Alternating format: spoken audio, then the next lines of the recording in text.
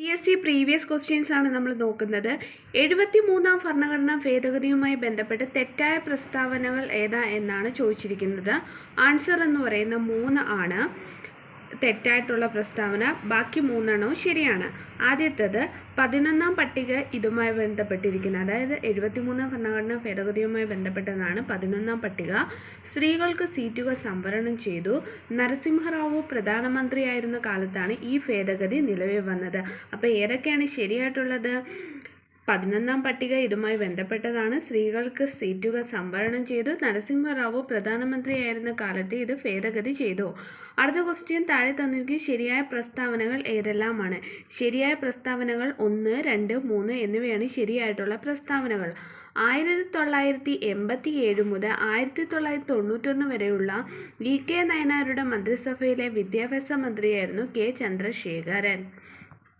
കേരള മന്ത്രിസഭയിലെ ആദ്യത്തെ വിദ്യാഭ്യാസ മന്ത്രിയായിരുന്നു ജോസഫ് മുണ്ടശ്ശേരി. 2011 മുതൽ 16 വരെയുള്ള ഉമ്മൻചാണ്ടി മന്ത്രിസഭയിലെ വിദ്യാഭ്യാസ മന്ത്രിയായിരുന്നു PK അബ്ദുറബ്ബ്. അപ്പോൾ ഏതൊക്കെയാണ് ശരി? 1987 മുതൽ 91 വരെയുള്ള EK നയനാരുടെ മന്ത്രിസഭയിലെ വിദ്യാഭ്യാസ മന്ത്രിയായിരുന്നു K ചന്ദ്രശേഖരൻ. കേരള മന്ത്രിസഭയിലെ ആദ്യത്തെ വിദ്യാഭ്യാസ മന്ത്രിയായിരുന്നു ജോസഫ് മുണ്ടശ്ശേരി. 2011 മുതൽ 16 വരെയുള്ള ഉമ്മൻചാണ്ടി മന്ത്രിസഭയിലെ വിദ്യാഭ്യാസ മന്ത്രിയായിരുന്നു PK അബ്ദുറബ്ബ്. അടുത്ത ക്വസ്റ്റ്യൻ എന്ന് പറയുന്നത് 31ാമത്തെ ക്വസ്റ്റ്യൻ, കേരള ഭൂപരിഷ്കരണ നിയമവുമായി ബന്ധപ്പെട്ട് തെറ്റായ പ്രസ്താവനകൾ ഏവ? ഇവ തെറ്റായിട്ടുള്ള പ്രസ്താവന 4 തെറ്റായിട്ടുള്ള പ്രസ്താവന. അപ്പോൾ 1, 2, 3 ശരിയാണ്. കേരളത്തിൽ ഈ നിയമത്തിന് തുടക്കം കുറിച്ചത് EMS നമ്പൂതിരിപ്പാടാണ്. കേരളത്തിൽ ഈ നിയമത്തിന് തുടക്കം കുറിച്ചത് EMS നമ്പൂതിരിപ്പാടാണ്. 1957 കേരള ഒഴിപ്പിക്കൽ നിരോധന നിയമം നടപ്പിലാക്കി. 1957 കേരള ഒഴിപ്പിക്കൽ നിരോധന നിയമം നടപ്പിലാക്കി. ഐക്യ കേരളത്തിലെ ആദ്യത്തെ ഭൂപരിഷ്കരണ നിയമം 1959 ജൂൺ 10 കേരള നിയമനിർമ്മാണ സഭ പാസാക്കി.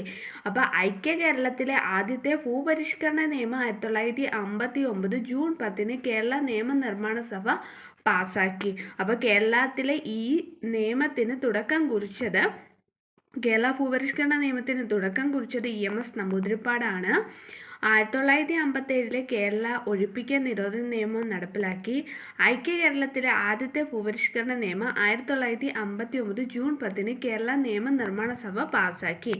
അടുത്ത ക്വസ്റ്റ്യൻ, മഹാത്മാഗാന്ധി ദേശീയ ഗ്രാമീണ തൊഴിലുറപ്പ് പദ്ധതി ഉൾപ്പെടുത്താവുന്ന പ്രവർത്തനങ്ങൾ ഏതെല്ലാമാണ്?